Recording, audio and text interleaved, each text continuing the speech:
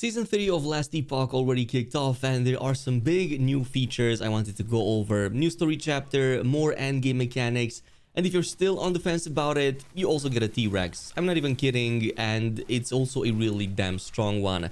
Also, I'm super excited to announce this video has actually been sponsored by the Last Epoch team. Of course, totally check the game out and the new season Beneath Ancient Skies by following the links down below.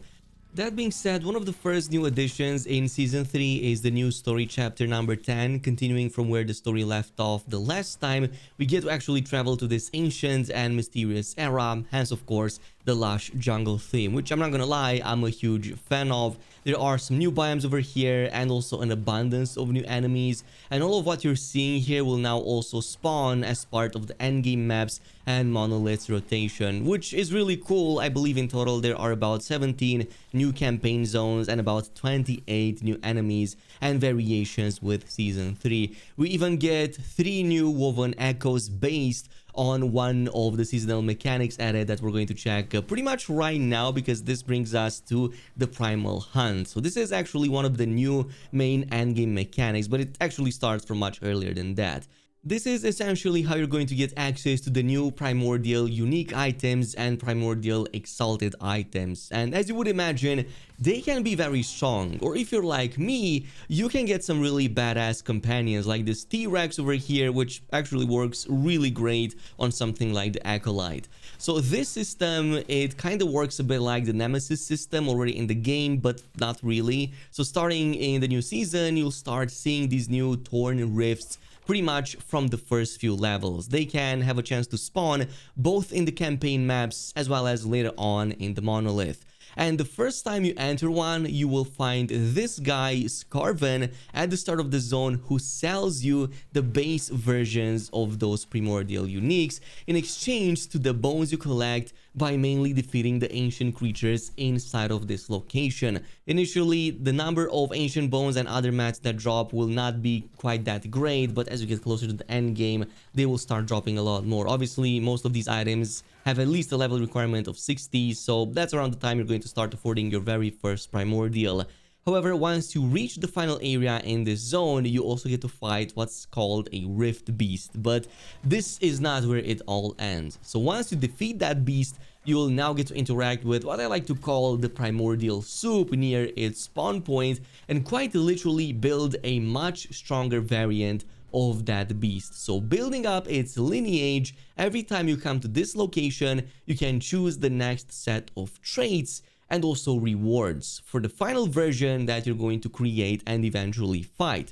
So stuff like the creature evolving another head, pair of vines, wings, and all sorts of other powers that at the same time also provide incrementally better or more rewards. Anything from gear, runes, glyphs, and so on, which, as you might expect, you're going to mix and match depending on the types of items that you need.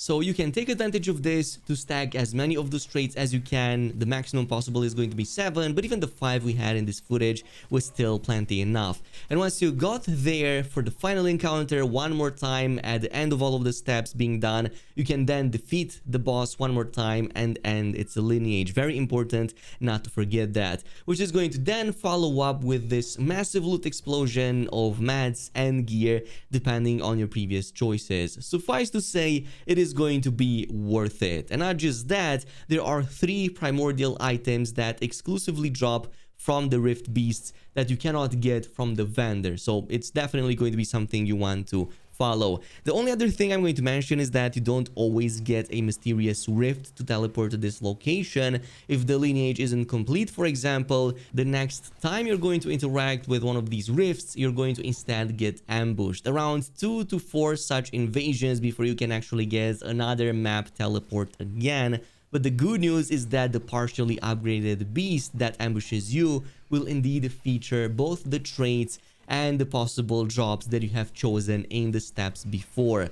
Which also brings us to actually spending said mats, including the ancient bones, at Scarvan. And a quick reminder here, you don't get to only find him inside of the rifts, he's also going to eventually make his way to the garden in chapter 10, so you can just go here for quick access. Regardless, the main thing you should know about primordial items is that they are single equip only, meaning that you can only ever have one of them equipped. So either primordial unique or primordial exalted, but not both at the same time. So for example, for one of the minion builds I was going with over here, we bought the Tyrant Skull, which besides buffing other minions for the Acolyte, it also summons a really strong T-Rex that can also further buff other minions, but obviously it can work with any other minion build and class. And there are many other strong options that can buff different aspects of your build. Given all the skills that we have in the game, they can get more levels, new mechanics, and so on, even buffing items like the relics, so they are definitely worth it and very, very strong. But you can actually bring them at least a couple of steps above that, which is of course buffing them to legendary quality. So let me give you an example here, evolving this primordial unique I bought the moment I got to level 60 or so, but essentially you can either use the Eternity Cache, or before that you can use the Nemesis Egg upgrading system, basically replacing that with your own primordial and then challenging it at the end of the process, which is going to then drop a legendary version of that primordial. So that's going to actually make it much stronger. Now obviously there are many other quality of life changes in here too. One is that the monolith quest progression now gets to be shared between party members. You do need, however, to have enough stability to start said quest, so that's going to apply to all party members. But for example, if you finish it as a group and also upon completing the final quest Echo, all of the eligible players will have completed the timeline and also be given a chance to select a blessing over there. Speaking of woven echoes, there are 3 of them newly added in the new expansion based on the new Rift Beast. So there's the Rampant Coast.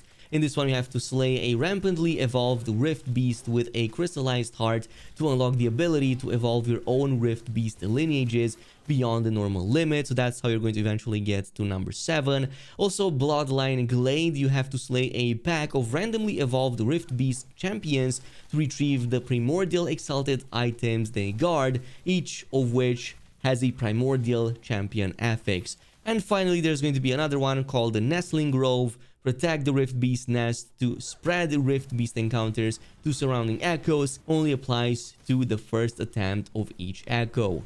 In any case, everything you're going to be seeing over here, all the seasonal content will remain in the game even after the season ends, which I guess is really cool. I mean, the whole model over here is very user-friendly. Even like the microtransactions in the game are completely optional. It's just skins, so they don't give you any advantage, maybe besides looking really cool, but you don't have any gameplay advantage whatsoever. No stats and whatnot, no pay to win, no pay for convenience, which is really awesome because not that many games do that nowadays.